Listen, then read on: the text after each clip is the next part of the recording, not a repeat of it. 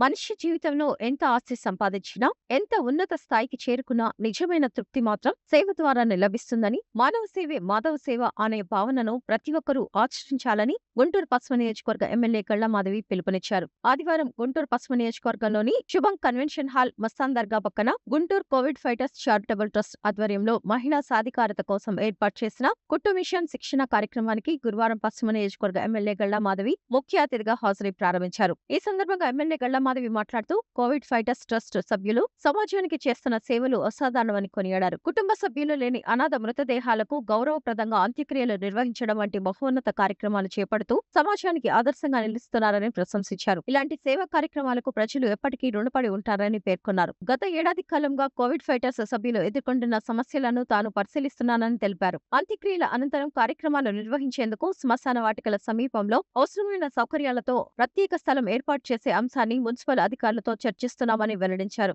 వివిధ కమ్యూనిటీల అవసరాలను దృష్టిలో ఉంచుకుని 3 ప్రాంతాల్లో ఇలాంటి సౌకర్యాలు ఏర్పాటు కోసం కృషి చేస్తానని హామీ ఇచ్చారు. అదేవిధంగా కోవిడ్ ఫైటర్స్ సంస్థకు ప్రత్యేక వాహనం అవసరమని వారు కోరిన నేపథ్యంలో దాతల సహకారంతో వచ్చే 6 నుంచి 7 నెలల్లో ప్రత్యేక వాహనం సమకూర్చేందుకు తన వంతు సహాయం అందిస్తానని ఎమ్మెల్యే హామీ ఇచ్చారు. ఇంటి గడప దాటి ఆత్మవిశ్వాసంతో ముందుకు రావడమే సాధికారతకు తొలి అడుగని అన్నారు. ప్రభుత్వాలు అవకాశాలు కల్పించినా మహిళలు తమలోని భయాలు, సంకోచాలను అధిగమించి ముందుకు రావాలని సూచించారు. ఈ శిక్షణ పొందుతున్న మహిళలు ఇప్పటికే విజయానికి తొలి అడుగు వేశారని అభినందించారు. టైలరింగ్ అనేది కేవలం 4 కుట్లు వేయడం మాత్రమే కాదని, వృత్తిలో నైపుణ్యం, నిబద్ధత, ప్రొఫెషనలిజం ఉండాలని సూచించారు. మారుతున్న ఫ్యాషన్ ట్రెండ్స్ కు అనుగుణంగా తమ నైపుణ్యాలను మెరుగుపరుచుకొని గుంటూరులోనే ఉత్తమ టైలర్లుగా గుర్తింపు పొందాలని ఆకాంక్షించారు. ఈ కార్యక్రమం ద్వారా మహిళలకు ఉపాధి అవకాశాలు కల్పించేందుకు కృషి చేస్తున్న కోవిడ్ ఫైటర్స్ ట్రస్ట్ సభ్యులు మరియు సహకరిస్తున్న దాతలను ఎమ్మెల్యే ప్రత్యేకంగా అభినందించారు.